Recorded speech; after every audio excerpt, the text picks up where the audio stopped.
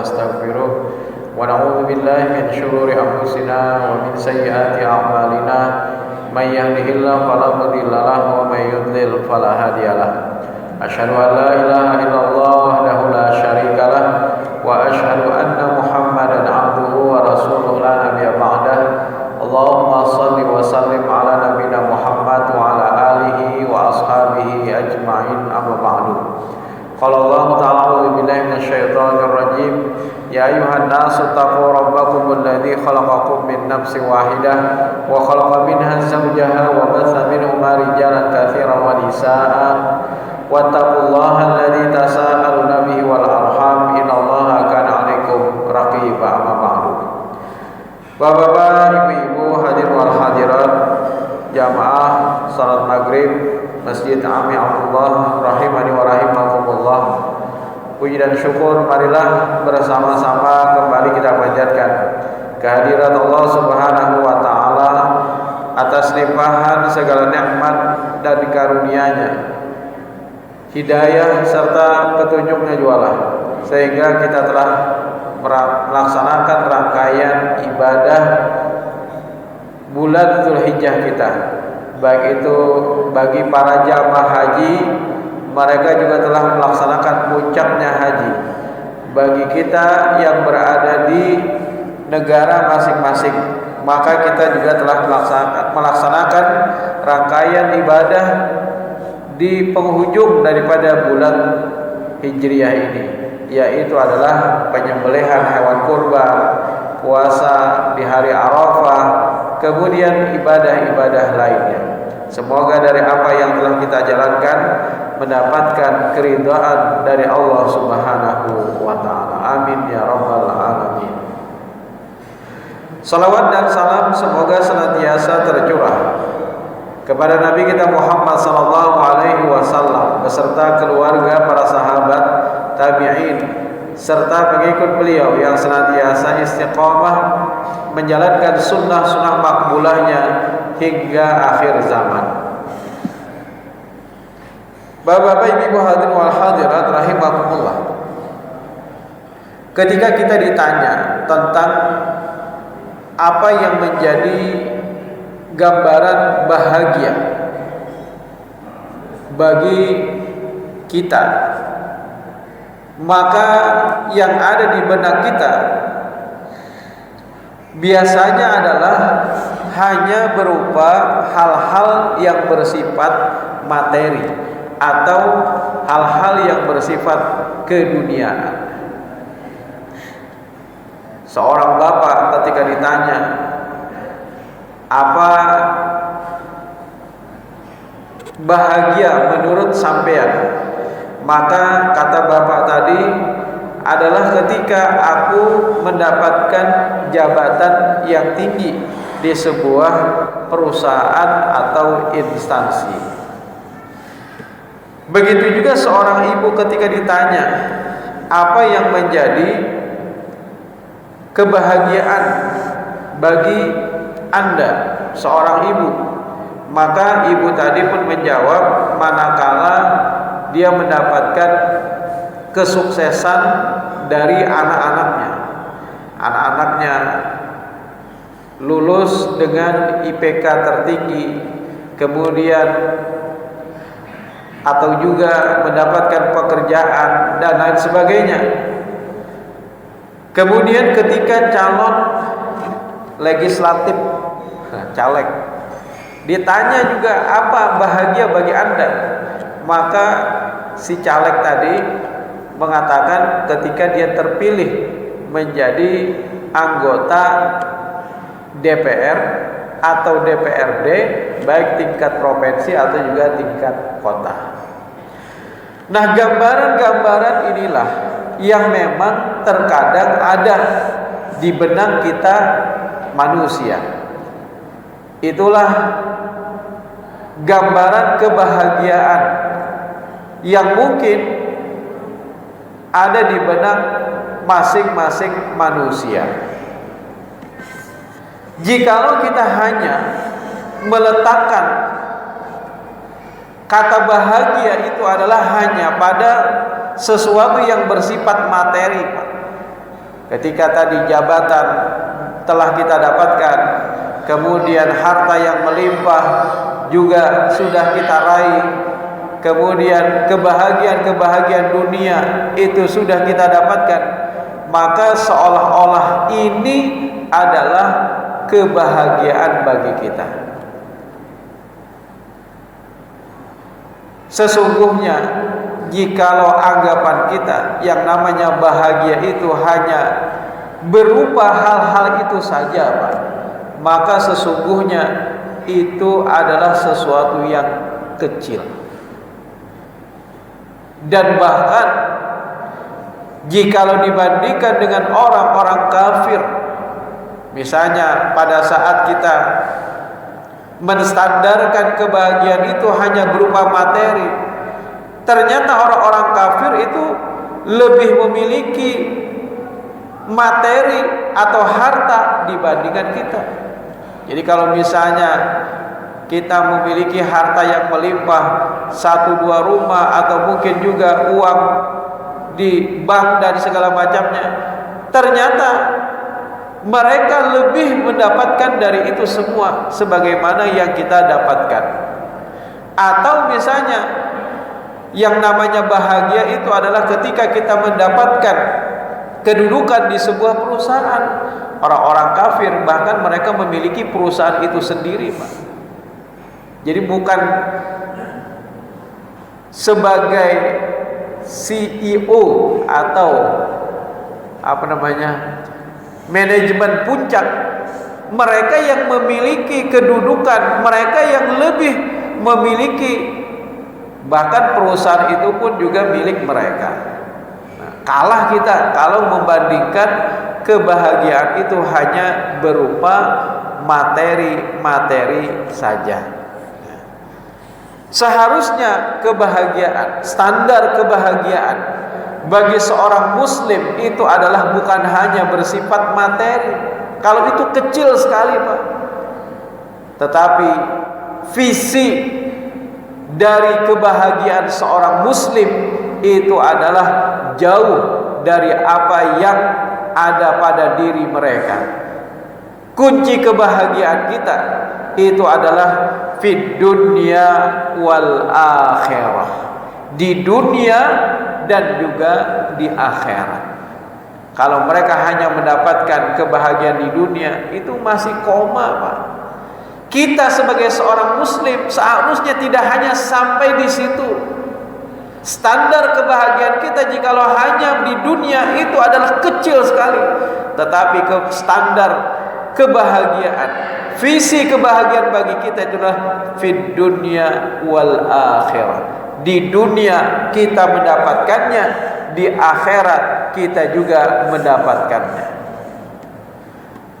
Maka itu Allah Subhanahu wa taala berfirman, "I'lamu annamal hayatud dunya." Ketahuilah, kata Allah, sesungguhnya kehidupan dunia itu adalah la'ibun, permainan. Jadi permainan itu kan sesuatu yang melalaikan. Permainan itu hanya bersifat sementara. Ibarat main bola, maka 2 kali 45 menit. Setelah itu selesai permainan. Begitu juga jikalau anggapan kita bahwa yang namanya kebahagiaan itu hanya materi-materi yang kita dapatkan di dunia, maka ternyata itu begitu singkatnya.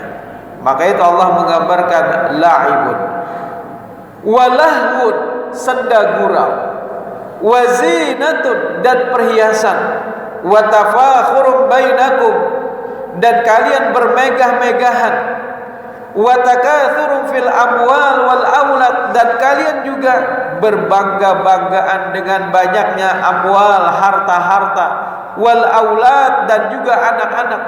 Tetapi apakah seorang muslim dilarang untuk mendapatkan harta? Tidak. Apakah seorang muslim dilarang untuk mendapatkan jabatan? Tidak. Apakah seorang muslim dilarang untuk mendapatkan yang namanya kehidupan dunia? Tidak. Kita tidak sebagaimana agama yang fatalis, yang mereka menghindari dunia, Jadi mereka bertapa di gua-gua, bertapa di hutan-hutan, menghindari dunia. Tidak, agama Islam itu adalah agama yang seimbang fid dunya wal akhirat. Kita bisa mendapatkan dunia, silahkan, tidak dilarang. Bahkan di antara para sahabat-sahabat Rasul, Utsman bin Affan terkenal sebagai sahabat yang kaya raya. Kemudian Abdurrahman bin Auf juga demikian, dan masih ada sahabat-sahabat yang lain juga. Tetapi tujuan mereka itu bukan hanya dunia. Yang lebih jauh itu adalah wal akhirat. Tujuan mereka itu adalah juga akhirat. Nah, inilah seyogianya standar kebahagiaan bagi kita seorang muslim. Itu bukan hanya dunia, Pak. Kalau dunia itu kecil sekali. Justru visi standar kebahagiaan kita itu adalah lebih jauh di akhirat kelak. Dunia kita dapatkan, akhirat juga dapat kita raih. Allah menggambarkan di dalam ayat ini, dalam surah Al-Hadid ayat 20 ini, Allah menegaskan wa takatsurun fil amwal wal aulad, kalian berbangga-banggaan dengan banyaknya harta, wal aulad, dan anak-anak. Kamatsali ghaithin a'jabal kuffar nabatuhu thumma yahiju fatarahu musfarra. Yaitu adalah, kata Allah, diibaratkan seperti seorang petani, Pak, yang dia bercocok tanam, kemudian tumbuh, panen, dia mendapatkan panen dari tanamannya yang hijau, tetapi tiba-tiba tanam itu berubah seketika menjadi kuning, kemudian setelah itu menjadi musnah. Nah, begitulah kehidupan dunia, seolah-olah nampak hijau, tetapi ternyata mudah dan singkat sekali. Ternyata kehidupan dunia itu laksana seorang petani yang begitu bangganya dengan banyaknya anak, dengan banyaknya harta, tetapi ternyata itu hanya sebatas di dunia saja. Kemudian di dalam surah An-Nahl, Allah Subhanahu wa taala berfirman di ayat 97, Pak, man amila shalihan min dzakarin aw untha wa huwa mu'min falanuhyana hayatan thayyibah. Barang siapa, kata Allah, yang dia beramal soleh, baik itu dari kalangan laki-laki atau juga dari kalangan perempuan. Allah tidak membandingkan, Pak. Jadi Allah tidak membedakan.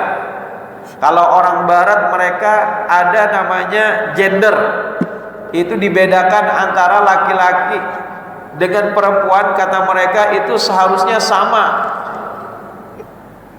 semuanya harus disamakan antara laki-laki dengan perempuan. Sampai-sampai dalam hukum waris mereka tidak mau untuk memakai hukum Allah.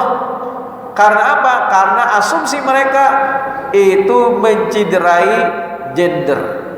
Jadi seolah-olah perempuan dan laki-laki itu harus ditempatkan sejajar.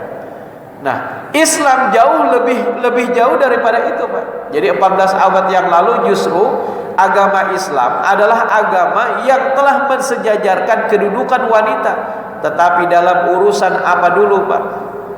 Yang disejajarkan itu adalah dalam urusan ibadah. Misalnya ketika seorang laki-laki dan seorang perempuan melakukan ibadah, maka tidak memandang apakah dia laki-laki atau perempuan, maka mereka akan mendapatkan pahala yang sama. Man amila shalihan min dzakarin aw untha, baik itu dari kalangan laki-laki atau juga perempuan, asal satu syaratnya wa huwa mu'min, mereka beriman. Syaratnya itu, Pak. Jadi sekalipun orang kafir misalnya melakukan satu kebajikan, tapi syarat ini tidak mereka dapatkan, maka sebesar apapun kebajikan yang mereka lakukan, kebaikan yang mereka lakukan, itu laksana seperti fata morgana. Sebagai contoh, misalnya kemarin kurban, mereka nyumbang 1 sapi untuk masjid, terima gak, Pak? Terima nggak? Terima Pak, terima saja, asal kita yang menyembelih, bukan mereka yang menyembelih. Ini misalnya ada orang kafir menyumbang 1 ekor sapi untuk kurban, asalkan mereka, bukan mereka yang menyembelih, kita yang menyembelih, maka sah, halal dagingnya.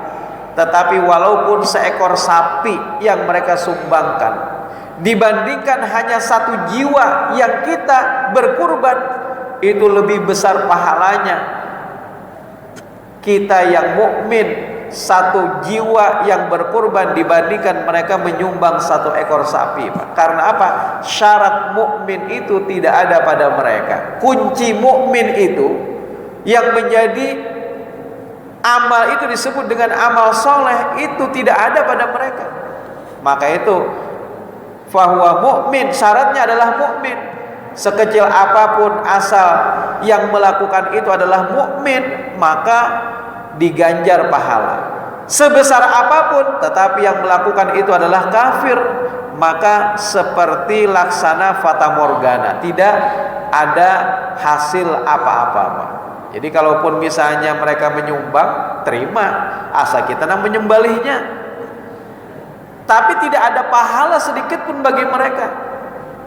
Tapi kalau kita yang melakukan walaupun berkurban cuma 1 jiwa, apalagi kalau misalnya seikungan pian mampu, ini 1 jiwa misalnya, maka kita tetap akan mendapatkan pahalanya, walaupun yang kita lakukan itu adalah sebesar biji dzarrah. Nah, kembali kepada tadi, mana amila shalihan min dzakarin aw unsa wa huwa mu'min, asalkan syaratnya adalah dia beriman, falanuhyanu hayatan thayyibah, maka kami akan berikan kepada mereka kehidupan yang baik. Dan yang Allah janjikan itu bukan hanya di dunia, Pak, tetapi yang Allah janjikan itu adalah kehidupan yang juga di akhirat. Maka itu dalam firman Allah tentang ibadah haji, faida qadaitum manasikakum, apabila kalian telah menyelesaikan ibadah haji kalian. Jadi para jamaah haji ini kan mulai dipulangkan karena mereka sudah melaksanakan rangkaian manasik atau rangkaian haji.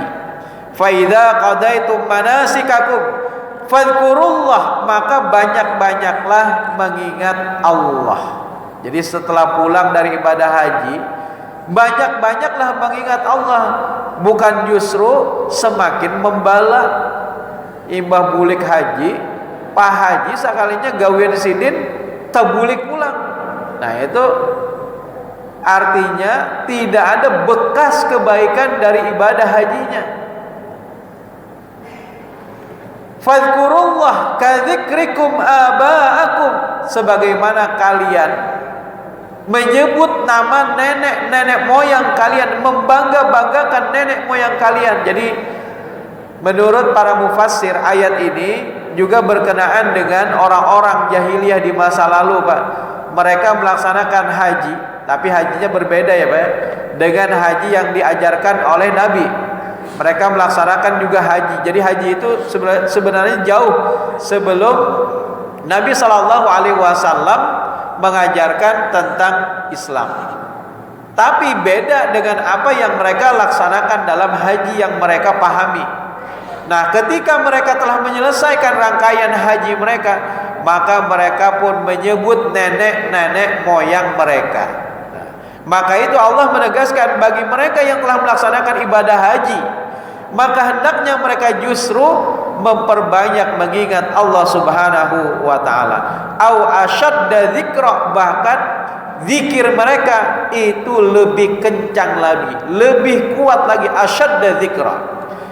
Faminan nasi may yaqulu rabbana, dan di antara manusia ada di antara mereka yang berkata atau berdoa, Rabbana, wahai Rabb kami, atina, berikanlah kepada kami, fid dunya, kehidupan dunia, kebaikan dari kehidupan dunia, wa ma lahu fil akhirati min khalaq, tetapi mereka tidak mendapatkan bahagian dari kesenangan akhirat, Pak. Maka itu tujuan kita ketika berdoa itu bukan hanya dunia Pak yang kita minta. Jadi pada saat pian doa, jangan hanya urusan-urusan dunia saja yang pian minta kepada Allah.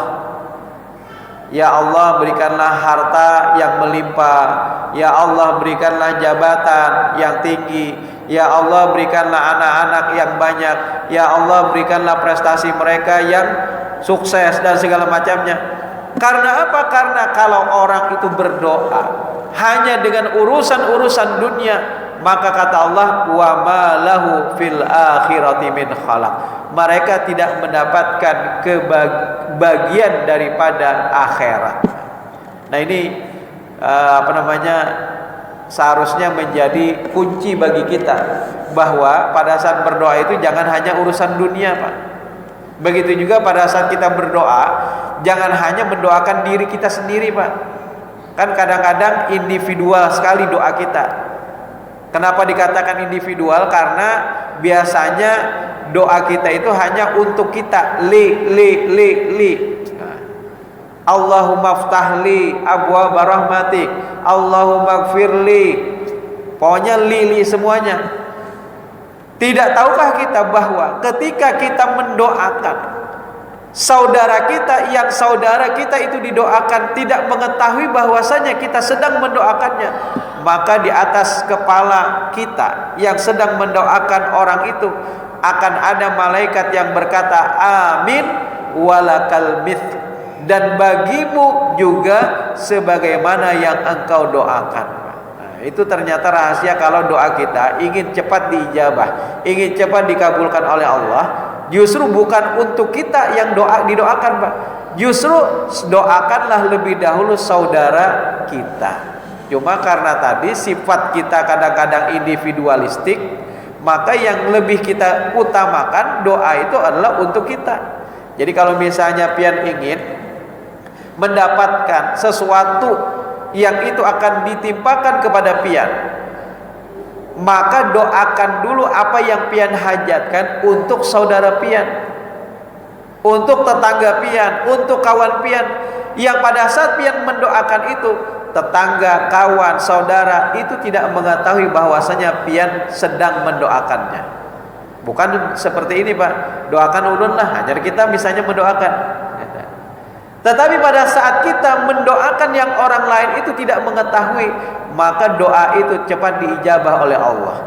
Dan itu bukan hanya diberikan kepada orang yang kita doakan, walakal mithl, bagimu kata malaikat juga akan mendapatkan bahagian sebagaimana yang engkau doakan. Nah maka itu kalau kita ingin cepat diijabah apa yang kita hajatkan, justru yang pertama kali kita doakan itu saudara kita Pak. Saudara kita itu akan mendapatkan cepat sebagaimana yang kita doakan. Nah kita juga akan mendapatkan bagian yang sama. Malaikat yang ada di atas kepala kita itu akan mendoakannya. Nah begitu juga di dalam ayat ini Allah menegaskan bahwasanya di antara sebagian manusia, mereka memohon kepada Allah, Rabbana atina fid dunya, ya Allah berikanlah kami bahagian daripada dunia. Tetapi ternyata jikalau hanya koma sampai di situ saja, wa ma lahu fil akhirati min khalaq, mereka tidak mendapatkan bagian di akhirat. Nah lanjutan dari ayat ini, kuncinya bagaimana supaya kita bisa mendapatkan kedua-duanya. Wa minhum may yaqulu rabbana, dan di antara mereka ada juga yang berdoa, Rabbana atina fid dunya, wahai Rabb kami berikanlah kepada kami fid dunya hasanah, kebaikan daripada kehidupan dunia, wa fil akhirati hasanah, dan juga kebaikan daripada negeri akhirat. Nah itu ternyata Pak, jadi bukan hanya dunia, ya Allah berikanlah aku harta yang melimpah, jabatan yang tinggi, tetapi kita juga ingin mendapatkan bagian, yaitu adalah akhirat kita. Jadi seimbang Pak, Islam itu seimbang, agama yang adil sekali. Seimbang, dunia itu tidaklah kita tinggalkan, akhirat tidaklah juga kita gara-gara akhirat lalu dunia ditinggalkan. Tetapi bagaimana dunia bisa kita dapatkan, akhirat juga bisa kita raih. Wa qina adzabannar, dan jagalah kami daripada siksa api neraka. Nah, Bapak-bapak, Ibu hadirin wal hadirat rahimakumullah. Jadi jamaah haji yang telah menyelesaikan ibadah hajinya, seyogyanya dari pelaksanaan ibadah haji itu mengingatkan mereka untuk memperbanyak zikir kepada Allah. Kemudian juga yang mereka harapkan setelah kepulangan hajinya bukan hanya dunia-dunia semata, tetapi juga bagaimana mereka bisa mendapatkan kebahagiaan negeri akhirat, termasuk juga kita, Pak. Alhamdulillah para jamaah haji kita telah menyelesaikan ibadah hajinya. Lalu kita yang belum ada kesempatan untuk melaksanakan ibadah haji, kira-kira kapan? Waktu tunggu semakin lama, kemudian waiting list orang semakin bertambah. Tetapi tidak perlu khawatir, Pak. Ada 7 amalan yang apabila kita lakukan maka pahalanya itu adalah semisal haji, Pak. Nah, ini yang standar kebahagiaan itu bukan hanya dunia saja, tetapi juga adalah akhirat. Yaitu kita bisa mendapatkan akhirat kita, dunia kita dapat, akhirat kita dapat. Salah satunya adalah dengan mengamalkan 7 amalan ini yang apabila kita laksanakan maka pahalanya itu adalah semisal haji. Dan ini adalah satu perbuatan yang setiap hari bisa pian lakukan. Amalan yang pertama yaitu adalah man masya ila salatin maktubatin, barang siapa yang dia pergi untuk melaksanakan salat 5 waktu fil jamaati, berjamaah, fahiya kahajjatin, maka baginya pahala itu adalah semisal dengan haji. Wa man masya ila salatin tatawu'in, dan barang siapa yang dia berjalan untuk melaksanakan salat tatawwu', fahiya ka umratin nafilah, maka baginya adalah seperti umroh sunnah. Maka itu kalau bisa 5 waktu kita laksanakan, subuh, zuhur, asar, maghrib, isya, kita giatkan untuk konsisten melaksanakan salat 5 waktu berjamaah di masjid, Pak. Ini kadang-kadang berangkat haji padahal pahalanya itu 100.000 kali dibandingkan salat di masjid yang lain. Ada aja di antara jamaah kita itu, Pak. Nah, kadang hakun salat berjamaah di Masjidil Haram, padahal kesempatan itu ada, tapi gara-gara itu beda mazhabnya. Di Masjidil Haram itu beda mazhab, maka kita salat subuhnya di asrama aja, di hotel aja, padahal pahalanya, kesempatannya itu pada saat kita hanya berada di sana saja. Sayang sekali jikalau kita meninggalkannya. Kadang-kadang memberi ultimatum atau nasihat itu tetuhannya juga, Pak. Sidin juga. Lalu nang jamaahnya ihai sudah. Oh iya kajar. Langsung aja umpat. Nah, ini yang kadangkala sangat disayangkan. Padahal pahalanya itu luar biasa. Jadi salat 5 waktu di masjid yang lain saja, apalagi di Masjidil Haram, Pak, Masjid Nabawi. Salat di masjid biasa saja, di masjid kita, yang apabila kita melaksanakannya 5 waktu berjamaah, maka pahalanya adalah semisal haji dan umrah. Kemudian di dalam hadis yang lain, man kharaja min baiti, barang siapa yang dia keluar dari rumahnya mutahhiran, sudah dalam keadaan suci, berwudu, ila salatin maktubatin, untuk menuju salat 5 waktu atau salat fardu, fa ajruhu, maka pahalanya ka ajril haj, seperti pahala haji, al muhrim, yang orang itu seperti laksana orang yang berihram.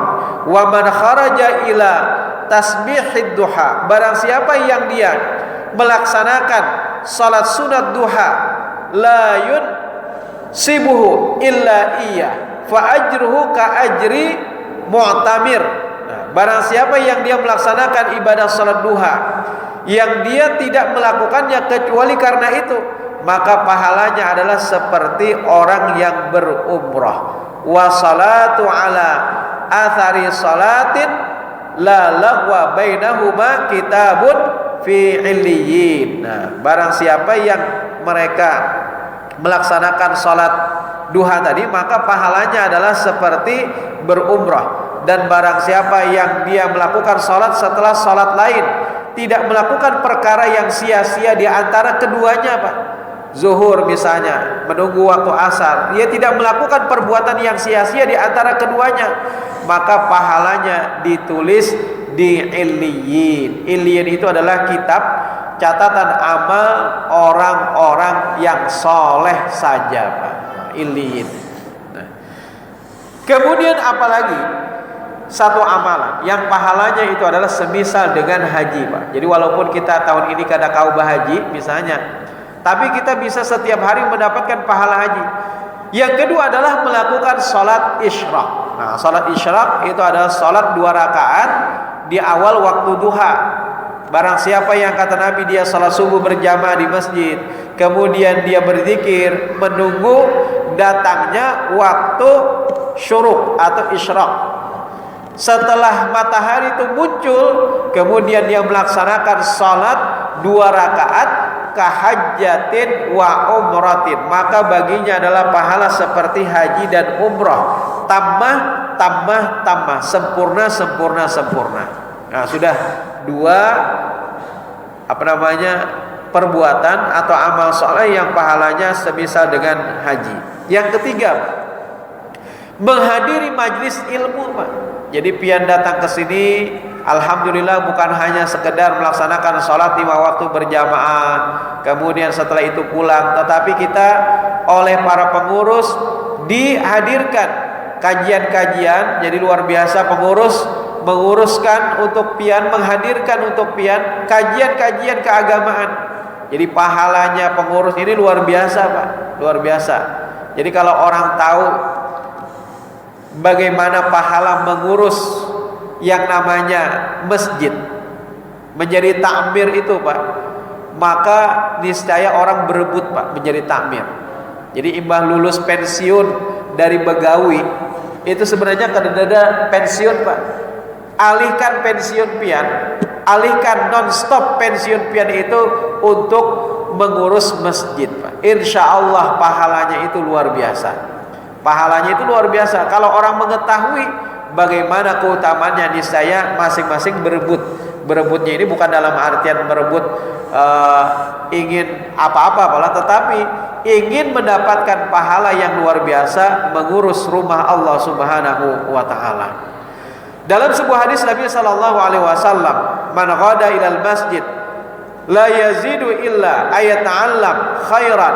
Barang siapa, kata Rasul, yang dia berangkat ke masjid yang tidak ada keinginan apapun kecuali hanya untuk belajar, yata'allam khair, belajar kebaikan, au yu'allimahu, atau dia mengajarkan kebaikan, kemudian kana lahu ka ajri hajjatuhu, maka baginya pahala itu adalah semisal dengan haji, dan hajinya adalah haji yang sempurna. Luar biasa, haji yang sempurna. Pian yang berangkat ke masjid, ulun yang berangkat ke masjid, jikalau niatan kita adalah untuk mendapatkan kebaikan-kebaikan dari majlis ini, maka niscaya pian dan ulun akan mendapatkan pahala semisal dengan haji, sempurna hajinya, kata Nabi. Luar biasa. Hadis riwayat At-Tabrani, dan hadis ini adalah hadis hasan sahih. Kemudian yang keempat, apalagi amalan yang semisal dengan haji, yaitu adalah membaca tasbih, tahmid, takbir setelah sholat, atau membaca istighfar, zikir setelah sholat. Jadi imbas sholat itu jangan langsung bubar, maksudnya jangan langsung keluar. Justru kita diajarkan oleh Nabi Sallallahu Alaihi Wasallam untuk berzikir terlebih dahulu. Dan ada sudah tuntunan dari majelis tadi itu bagaimana lafaz-lafaz zikir yang boleh kita amalkan. Ada lafaz-lafaz zikir. Dan zikir yang kita lakukan itu adalah dengan tenang, tadarruan wa khifatan dunal jahr, tidak dinyaringkan. Jadi bukan dalam artian orang-orang Muhammadiyah itu kada berzikir gajar. Ibadah untuk sembahyang pindah kada lalu terdengar. Kita zikir, tetapi zikirnya itu adalah dengan pelan. Dengan pelan-pelan. Jadi bukan dalam artian warga Muhammadiyah itu imam salat kada berzikir, tetap berzikir sebagaimana tuntunan Nabi.